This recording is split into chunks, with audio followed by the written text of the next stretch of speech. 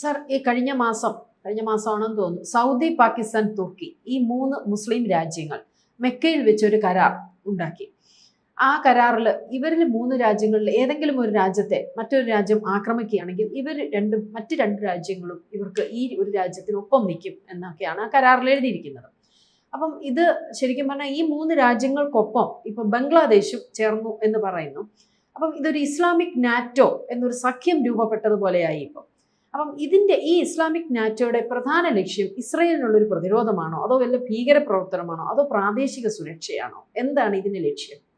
എന്തായാലും മെക്ക എന്ന പുണ്യഭൂമിയിൽ വെച്ചിട്ട് ഈ ഒരു പ്രതിരോധ കരാർ ഒപ്പുവെച്ചത് ശരിയായില്ല. മെക്ക എന്ന് പറയുന്നത് സഹോദര്യത്തിന്റെ മണ്ണാണെന്നാണ് അല്ലെ, മുസ്ലിം ബ്രദർഹുഡ് എന്നാണ് പറയുന്നത്. ആ മുസ്ലിം ബ്രദർഹുഡിന്റെ ലാൻഡിൽ വെച്ചിട്ട് മെക്ക പ്രതിരോധ കരാർ എന്ന് പറഞ്ഞൊരു കരാർ ഉണ്ടാക്കിയത് തന്നെ അള്ളാഹുവിന് ഇഷ്ടപ്പെടുമെന്ന് എനിക്ക് സംശയമാണ്.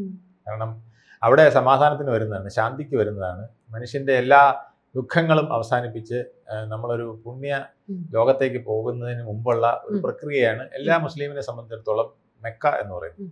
അപ്പൊ അവിടെ വെച്ചാണ് വിനാശത്തിന്റെ ഒരു കരാർ ഒപ്പിടുന്നത്. ആ കരാർ മറ്റൊന്നും കൂടെ ഉണ്ട്, ബ്രദർഹുഡ് എന്ന് പറഞ്ഞിട്ട് അത് ഇസ്ലാമിക രാഷ്ട്രങ്ങൾക്ക് വേണ്ടിയിട്ടുള്ളതാണെന്നാണ് ഏറ്റവും വലിയ പ്രത്യേകത. ഇന്ന് ലോകത്ത് ഇന്ന് വരെ ഒരു വംശീയ അത് ഹിറ്റ്ലറൊക്കെ ചെയ്തിട്ടുണ്ട്. ഹിറ്റ്ലർ ചെയ്തത് പോലും നമ്മളാരും ന്യായീകരിക്കുന്നില്ല അല്ലേ. ആ രീതിയിലൊരു വംശീയ കരാറാണ് ഉണ്ടാക്കിയിരിക്കുന്നത്. ഈ വംശീയ കരാറിന്റെ പ്രധാന ലക്ഷ്യവും താങ്കൾ നേരത്തെ പറഞ്ഞ പോലെ ഇസ്രായേലിനെതിരെ ഒരു ഭയമാണ്. ഇസ്രായേലിനെ പ്രതിരോധിക്കുക എന്നുള്ളത് അവരുടെ ഒരു ലക്ഷ്യമാണ്, അതിന് യാതൊരു സംശയവുമില്ല. അപ്പൊ ഇസ്രായേല് നെതന്യാഹുവിൻ്റെയൊക്കെ ഉദ്ദേശം ഒരു ഗ്രേറ്റർ ഇസ്രായേലാണ്. അവര് പണ്ട് യഹോവ പറഞ്ഞതോ അല്ലെങ്കിൽ ബൈബിളിൽ പറഞ്ഞതോ ഒക്കെ ആയിട്ടുള്ള ഭൂമി ഒക്കെ ഉൾപ്പെടുന്നത് അവരുടെ ഒരു പുണ്യഭൂമിയായിട്ട് അവർ കണക്കാക്കുന്നത് ഇപ്പൊ കാണുന്ന കൊച്ചി ഇസ്രായേൽ മാത്രമല്ല. അതിൽ ഈജിപ്തിന്റെ കുറച്ച് ഭാഗം വരും, ടർക്കിയുടെ കുറച്ച് ഭാഗം വരും, സൗദിയുടെ കുറച്ച് ഭാഗം വരും. ഇതൊക്കെയാണ് ഇപ്പോഴത്തെ ഈ ഒരു സഖ്യത്തിന്റെ പിന്നിലുള്ള ഭയത്തിന് കാരണം. ഇതിനേക്കാൾ ഉപരി അവര് മറ്റൊരു കാര്യം കൂടെ ആഗ്രഹിക്കുന്നുണ്ട്.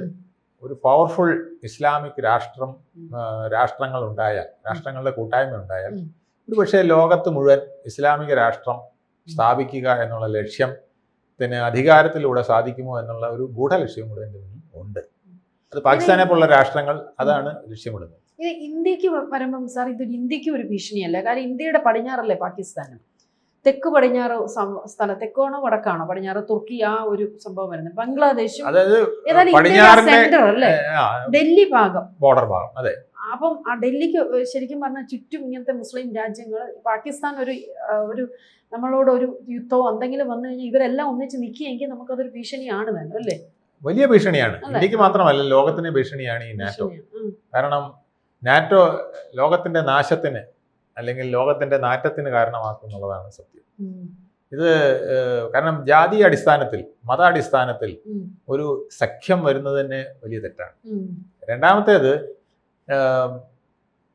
നിന്നെ അടിച്ചാൽ ഞാൻ അവനെ അടിക്കും എന്ന് പറയുന്നത് ഈ ഗുണ്ടകളുടെ ഒരു നിയമമാണ്. ഗുണ്ടകളാണ് കേരളത്തിലായാലും ഇന്ത്യയിലായാലും ലോകത്ത് എവിടെയായാലും ഇങ്ങനത്തെ സഖ്യങ്ങൾ ഉണ്ടാക്കുക. തന്നെ ആരെങ്കിലും അടിച്ചാൽ അവനെതിരെ ഞാൻ അടിക്കാനോ, അവനൊരു ശത്രുതയില്ല. ഇപ്പൊ പാകിസ്ഥാൻ നമ്മളെ അടിച്ചാൽ എന്തിനാ എർദോഗന് വിഷമം? എർദോഗനെ ഭൂകമ്പം ഉണ്ടായപ്പോൾ സഹായിച്ചവർ ഇന്ത്യക്കാരാണ്. ഈജിപ്തിന് വേണ്ട സഹായങ്ങൾ പലപ്പോഴായിട്ട് ചെയ്തിട്ടുള്ളത് ഇന്ത്യക്കാരനാണ്. ഇസ്രായേൽ, സൗദി എന്ന് പറയുന്നത് ഇന്ത്യയുടെ ഏറ്റവും വലിയൊരു സൗഹൃദ രാഷ്ട്രമായിരുന്നു ഈ അടുത്ത കാലം വരെ. വ്യാപാര കരാറും മറ്റും ഇപ്പോഴും സൗഹൃദ രാഷ്ട്രം തന്നെയാണ്, സംശയമൊന്നുമില്ല. പക്ഷെ എങ്കിൽ പോലും അതിന് വിള്ളൽ വീഴുന്നവർ വംഗദേശം, നമ്മുടെ അടുത്തുള്ള നമ്മുടെ ഒരു കൈ പോലെ പ്രവർത്തിക്കുന്ന ഒരു ഭാഗമായിരുന്നു ബംഗ്ലാദേശ്. അവരെന്തിനാണ് നമ്മളെ ശത്രുവായി വരുന്നത്? അവരെ എന്തിനാണ് ഇസ്ലാമിക നാറ്റോ എന്ന് പറയുമ്പോൾ അതിനകത്ത് ആകർഷകരാകുന്നത്?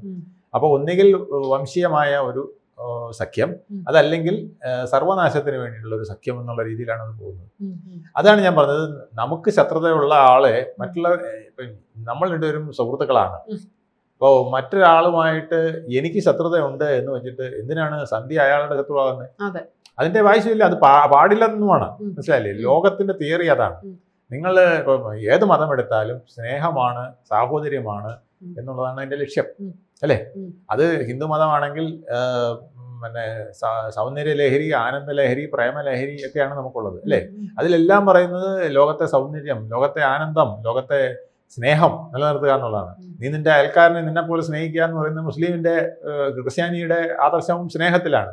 ബ്രദർഹുഡ് എന്ന് പറയുന്ന ഇസ്ലാമിന്റെ ആദർശവും അതാണ്. ഇത് പണ്ട് മുതലേ അംബേദ്കർ പറയുമായിരുന്നു, മുസ്ലിം ബ്രദർഹുഡ് ഉണ്ട് നിങ്ങൾ ഇളകണ്ട, മുസ്ലിം ബ്രദർഹുഡ് എന്ന് പറഞ്ഞ് നിങ്ങൾ പാകിസ്ഥാനിലോട്ടും പോകണ്ട, കാരണം പാകിസ്ഥാൻ ഉണ്ടായാൽ അവരുടെ ആളുകളുടെ ബ്രദർഹുഡേ നോക്കുകയുള്ളൂ, അല്ലാതെ നമ്മുടെ എല്ലാവരുടെയും ബ്രദർഹുഡ് നോക്കൂല. ആര് മുസ്ലിം ആകുന്നു അവരെ മാത്രമേ അവർ ബ്രദറായിട്ട് കൂട്ടുകയുള്ളൂ എന്ന് അംബേദ്കർ പണ്ട് വന്നിട്ട്. അത് ഇവർ പറയില്ല. അംബേദ്കർ നാനാ ജാതികളുള്ള ഹിന്ദുവിനെ കുറിച്ച് പറഞ്ഞത് മാത്രമേ ഇവരിങ്ങനെ പൊക്കിക്കൊണ്ട് നടക്കുള്ളൂ. ശരിക്കും പറഞ്ഞാൽ ഇത് ലോകത്തിന് അപകടമാണ്.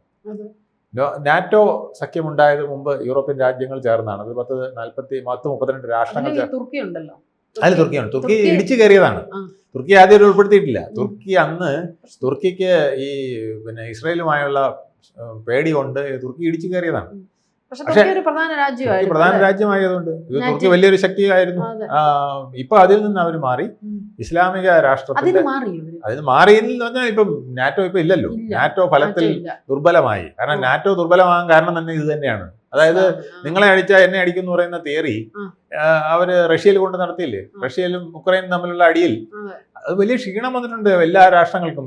നമ്മൾ യുദ്ധം ഒരിക്കലും ഇനി ശാശ്വതമായി നടത്താൻ പറ്റുന്ന ഒരു സാധനമല്ല.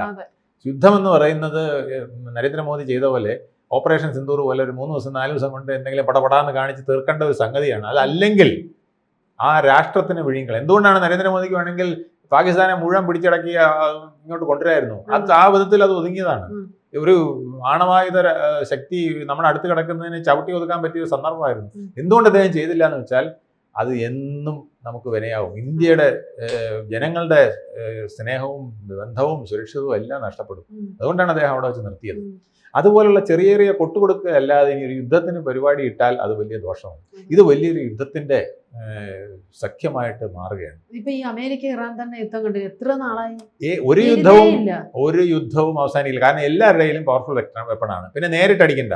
ഏതെങ്കിലും കുഴിക്കകത്തിരുന്നുകൊണ്ട് സ്വിച്ച് ഇട്ടാൽ ഭൂ എന്ന് പറഞ്ഞ് റോക്കറ്റ് നിന്ന് അപ്പുറത്ത് പതിക്കുന്ന മിസൈൽ പതിക്കുന്ന സംവിധാനങ്ങൾ ഇപ്പൊ എല്ലാ രാജ്യങ്ങളിലും ഉണ്ട്. അപ്പൊ അതുകൊണ്ട് ഇന്റർ കോണ്ടിനെന്റൽ മിസൈൽ ഉള്ളതുകൊണ്ട് നമുക്ക് ഇവിടെ ഇരുന്നുകൊണ്ട് അമേരിക്കയെ വരെ അടിക്കാനുള്ള സൗകര്യങ്ങൾ വരുന്ന കാലത്തിലേക്കാണ് നമ്മൾ നീങ്ങുന്നത്. അത്തരം അഗ്നിവീറൊക്കെ നമ്മുടെ അഗ്നി എന്ന് പറയുന്ന നമ്മുടെ മിസൈലൊക്കെ ഉണ്ടല്ലോ, അതൊക്കെ ഇപ്പൊ യൂറോപ്പ് വരെ അയക്കാൻ പറ്റുന്ന സാധനങ്ങൾ നമ്മുടെ കയ്യിലുണ്ട്. ബ്രഹ്മോസ് അതൊക്കെ ഇതെല്ലാം നമുക്ക് പിന്നെ എർദോഗന്റെ സ്ഥലത്ത് കൊണ്ടിടാൻ പറ്റുന്ന സാധനങ്ങളുണ്ട്. ലോകരാജ്യങ്ങൾ ഇത്തരത്തിൽ രാജ്യങ്ങൾ ഇത്തരത്തിൽ തീർച്ചയായിട്ടും രാഷ്ട്രീയ സഖ്യവും അതുപോലെ തന്നെ സൈനിക ശക്തിയും, രാഷ്ട്രീയ ശക്തിയേക്കാൾ അപകടമാണ് സൈനിക ശക്തി ഉണ്ടാക്കുന്നത്. നാശത്തിലേക്കായിരിക്കും, സർവനാശത്തിലേക്കായിരിക്കും. അത് ഇപ്പം ഇത്തരം ഇസ്ലാമിക രാഷ്ട്രങ്ങളിൽ പ്രധാന പ്രശ്നം എന്താ അറിയാമോ? പാകിസ്ഥാനെ അവർ കൂട്ടാൻ തന്നെ പ്രധാന കാരണം പാകിസ്ഥാന് അറ്റോമിക് എനർജി ഉണ്ട്. അറ്റോമിക് എനർജി ഉള്ള അണവായുധം കയ്യിലുള്ള രാഷ്ട്രം എന്നുള്ള നിലയ്ക്കാണ് സൗദിയൊക്കെ ഇവരെ കൂട്ടുപിടിക്കുന്നത്. ഇന്ത്യ അങ്ങനെ ഒരു വിട്ടുവീഴ്ച ഒരു രാജ്യത്തിനും ചെയ്യില്ല എന്ന് അവർക്കറിയാം. ചിലപ്പോൾ സാറേ ഈ പശ്ചിമേഷ്യ യുദ്ധം ഗൾഫ് രാജ്യങ്ങളെ നന്നായിട്ട് ബാധിച്ചല്ലോ. അപ്പം അത് അവരുടെ ഒരു ധാരണ എന്താണെന്ന് വെച്ചാൽ അമേരിക്ക അവർക്ക് സപ്പോർട്ടായിട്ട് നിൽക്കുന്നുണ്ടായിരുന്നു. പക്ഷെ അത് നിന്നില്ല. അതിനൊരു ഇതായിട്ടാണോ ഇവരിങ്ങനെ ഒരു സഖ്യം കൂടിയെന്നതോ അങ്ങനെയും ഒരു പറയുന്നുണ്ടല്ലോ. ഇതിൽ അവർക്ക് ഏറ്റവും വലിയ പ്രശ്നം വന്നത് ഇപ്പൊ ഇസ്രായേലിന്റെ നീക്കങ്ങളാണ്. ഇസ്രായേല് കണ്ണുമടച്ച് ഗാസയിലേക്ക് നീങ്ങിയതും അത് കഴിഞ്ഞിപ്പോ ഈജിപ്തിലേക്ക് അവര് നീങ്ങാനുള്ള ശ്രമം നടത്തുന്നത്, അവരുടെ അറ്റാക്കുകളും ഇതെല്ലാമാണ് അവരെ ഭയപ്പെടുത്തിയത്. അത് ഭാവിയിൽ ഇത് സൗദി വരെ ചിലപ്പോൾ നേരത്തെ പറഞ്ഞ പോലെ തുർക്കിയും സൗദിയും വരെ കുറച്ച് ഭാഗങ്ങൾ ഉൾപ്പെട്ട ഒരു ഗ്രേറ്റർ ഇസ്രായേൽ എന്നുള്ള ഒരു തത്വത്തിലേക്ക് അവർ പോയാൽ അത് ഭീഷണിയാവുന്നു. പക്ഷെ അതിനവർ ഈ ഇസ്ലാമിക സഖ്യമല്ല ഉണ്ടാക്കേണ്ടത്. അവര് മറ്റ് ലോകരാഷ്ട്രങ്ങൾ ജാതി മത വ്യത്യാസം ഇല്ലാതെ എല്ലാവരുടെയും ഒരു പ്രതിരോധ ശക്തിയാക്കി മാറ്റുന്ന ഒരു സഖ്യമാണ് വേണ്ടത്. ഇന്ത്യ ഉൾപ്പെടെയുള്ളവരെ അവർ കൂടെ നിർത്തിക്കൊണ്ട് ഇന്ത്യ വിചാരിച്ചാൽ ഇസ്രായേലിനെ ഒന്ന് ചെറുത്ത് നിർത്താൻ പൊളിറ്റിക്കലായിട്ട് സാധിച്ചെന്നിരിക്കും. അത്രയ്ക്കും കൈകടത്തി ചെയ്യരുതെന്ന് പറയാൻ പറ്റുന്ന സാഹചര്യങ്ങളുണ്ട്. പക്ഷെ അവർക്ക് ഇന്ത്യ വിശ്വാസമില്ല. ഇന്ത്യ ഇസ്രായേലിനൊപ്പം നിൽക്കുമെന്നാണ് അവർ ഭയക്കുന്നത്. പക്ഷെ അങ്ങനെയല്ല. ഇന്ത്യക്ക് നിർണായകമായ ചില കാര്യങ്ങളിൽ വിശ്വഗുരുവായിട്ട് പ്രവർത്തിക്കാൻ കഴിയുമെന്നുള്ളത് ഇന്ത്യ പലപ്പോഴും തെളിയിച്ചിട്ടുണ്ട്. ഇപ്പോഴും അത് തന്നെയാണ് ചെയ്യുന്നത്. ഇപ്പോൾ ഇറാന് പോലും ചില നിർണായക സന്ദർഭങ്ങളിൽ ഇന്ത്യയുടെ സഹായം ലഭിച്ചിട്ടുണ്ട്. അതുകൊണ്ടാണ് ഇറാൻ പലപ്പോഴും എണ്ണ നമുക്ക് സഹായിച്ചുകൊണ്ടിരിക്കുന്നത്. ഇറാനെ കൂടി ഇതിനകത്ത് കൊണ്ടുവരാനാണ് നോക്കുന്നത്. ഇറാനെ മാത്രമല്ല എല്ലാ ഇസ്ലാമിക രാഷ്ട്രങ്ങളെയും കൊണ്ടുവന്ന് ഇസ്ലാമിക നാറ്റോ ഉണ്ടാക്കുക. ബംഗ്ലാദേശ് അതിനാണ് പോകുന്നത്. അപ്പോൾ ഇന്ത്യക്ക് അകത്ത് ഇത് വലിയ പ്രശ്നങ്ങളുണ്ടാക്കും, ഇന്ത്യയിലെ മുസ്ലിങ്ങൾക്ക് ഇത് വലിയ പ്രശ്നങ്ങളുണ്ടാക്കും. ഇതൊക്കെ മുന്നിൽ കാണാതെ നമ്മുടെ ഇവിടെ ആളുകൾ മുദ്രാവാക്യം വിളിച്ചുകൊണ്ട് കാര്യമില്ല. നമുക്ക് ചുറ്റും മുസ്ലിം രാഷ്ട്രങ്ങളുടെ ഒരു ശത്രുത വന്നാൽ അത് ഇന്ത്യയിലെ മുസ്ലിങ്ങൾക്ക് ഗുണകരമാവില്ല. ഞാൻ ദേശീയ മുസ്ലിമാണെന്ന് മാത്രം പറഞ്ഞുകൊണ്ട് കാര്യമില്ല. അവർ ഒരിക്കലും ദേശീയ മുസ്ലിമായിട്ട് പലപ്പോഴും വരാറില്ല, വലിയ വിഭാഗം വരാറില്ല എന്നുള്ളത് വേറൊരു സത്യം. അപ്പോൾ ഇന്ത്യയുടെ നിലനിൽപ്പിനും ഇന്ത്യയിലെ സൗഹൃദത്തിനും ഇന്ത്യയിലെ മതേതരത്വത്തിനും ഇന്ത്യയുടെ സമാധാനത്തിനും ഒക്കെ ഭീഷണിയാണ് ഈ ഇസ്ലാമിക് നാറ്റോ. അത് ലോകരാഷ്ട്രങ്ങൾക്കും അങ്ങനെ തന്നെയായിരിക്കും. ഇത് ഭാവിയിൽ എന്തുവരുമെന്നറിയാമോ? യൂറോപ്പിലെ രാഷ്ട്രങ്ങൾ, അമേരിക്ക, ലാറ്റിൻ അമേരിക്കയിലെ രാഷ്ട്രങ്ങൾ, എന്തിന് ഫാർ ഈസ്റ്റിലെ പോലും പല രാഷ്ട്രങ്ങളും, ഏഷ്യയിലെ പല രാഷ്ട്രങ്ങളും ഇത് സംശയത്തിൻ്റെ കണ്ണിൽ വന്നാൽ ഇതൊരു വംശീയ യുദ്ധമായി വന്നുകൂടായില്ല. കാരണം ആ വംശീയ യുദ്ധമുണ്ടായാൽ അത് ഇസ്ലാമിക രാഷ്ട്രങ്ങൾക്കോ ഇസ്ലാമിക ചിന്തകൾക്കോ ആശയങ്ങൾക്കോ ഗുണകരമാകുമോ എന്നുള്ളത് അവർ ചിന്തിക്കേണ്ടതാണ്. അത് ചിന്തിച്ചില്ലെങ്കിൽ എർദോഗനെ പോലെ അവസരത്തിനൊത്ത് പറയുന്നവർ, പാകിസ്ഥാനെ പിന്നെ പറയണ്ട, അവിടെ പട്ടാള ഭരണത്തിൽ മുനീറിന്റെ പ്രവർത്തനങ്ങൾ നമ്മൾ കണ്ടതാണ്. അവിടെ അവിടുത്തെ പിന്നെ പ്രതിപക്ഷത്തിന് രക്ഷയില്ല. അവിടുത്തെ ഏറ്റവും പോപ്പുലറായിട്ടുള്ള ലീഡറിനെ പിടിച്ച് അവർ ജയിലിലിട്ടിരിക്കുകയാണ്, ഇമ്രാൻഖാനെ. അങ്ങേർക്ക് വെള്ളവും ഭക്ഷണവും പോലും കൊടുക്കാതിട്ട അവസ്ഥയാണ് അവിടെ ഉള്ളത്. അങ്ങേർക്ക് ആവശ്യത്തിനുള്ള ചികിത്സ കിട്ടാത്ത അവസ്ഥയാണ്. ഇതൊക്കെ ആ ഒരു രാഷ്ട്രമാണ് ഈ ലോകത്ത് മുഴുവൻ സമാധാനം ഉണ്ടാക്കാനായിട്ട്, ഇസ്ലാമിക രാഷ്ട്രങ്ങൾക്ക് സമാധാനം ഉണ്ടാക്കാൻ നിൽക്കുന്നതെന്ന് പറഞ്ഞാൽ എത്ര വലിയ വിരോധാഭാസമാണെന്ന് നമുക്ക് ഊഹിക്കാവുന്നത്. ഇതാണ് ഇതിൻ്റെ അവസ്ഥ. അപ്പോൾ അതുകൊണ്ട് ഈ തീക്കൊള്ളി കൊണ്ട് തലചൊറിയുന്ന ഏർപ്പാടാണ് ഇസ്ലാമിക രാഷ്ട്രങ്ങൾ നാറ്റോ സഖ്യത്തിലേക്ക് പോകുന്നത്. അവരെ ലോകരാഷ്ട്രങ്ങൾ മുഴുവൻ സംശയത്തോടെ വീക്ഷി, ചൈന പോലും. ഇപ്പൊ ഇന്ത്യയും ചൈനയും തമ്മിലുള്ള ബന്ധം മെച്ചപ്പെടുത്തിയിരിക്കുകയാണ്. അതിർത്തി തർക്കമൊക്കെ പെട്ടെന്ന് പരിഹരിച്ച് നമ്മളെല്ലാം ബൈ ബൈ ആവണമെന്ന് വീണ്ടും പറഞ്ഞുകൊണ്ടിരിക്കുന്ന കാലത്തേക്ക് വന്നു. കാരണം ഈ നാറ്റോ സഖ്യം ചൈനയ്ക്കും ഭീഷണിയാണ്. പാകിസ്ഥാനിൽ നിന്ന് ചൈന പിന്മാറണം എന്ന് പറയാനുള്ള സാധ്യത വരും. പാകിസ്ഥാനിലെ ചില ഭാഗങ്ങൾ ചൈനയ്ക്ക് പ്രശ്നങ്ങളുണ്ട്. അതുപോലെ ചൈനയിലെ ചില ഭാഗങ്ങളിൽ ഇസ്ലാമിക വിഭാഗത്തിനെ അടിച്ചമർത്തി വെച്ചിട്ടുണ്ട്. അവിടെയൊക്കെ ഇവർ കയറി നാളെ ചോദ്യം ചെയ്യും. ആ ഭാഗങ്ങൾ ഞങ്ങൾക്ക് വിട്ടുതരണം എന്ന് പറയും. അഫ്ഗാനിസ്ഥാനോട് ചേർക്കണം എന്ന് പറഞ്ഞിരിക്കും, അല്ലെങ്കിൽ കസഖസ്ഥാനോട് ചേർക്കണം എന്ന് പറഞ്ഞിരിക്കും. ഇങ്ങനെയൊക്കെയുള്ള ഒരുപാട് പ്രശ്നങ്ങൾ അവിടെ നിലനിൽപ്പുണ്ട്.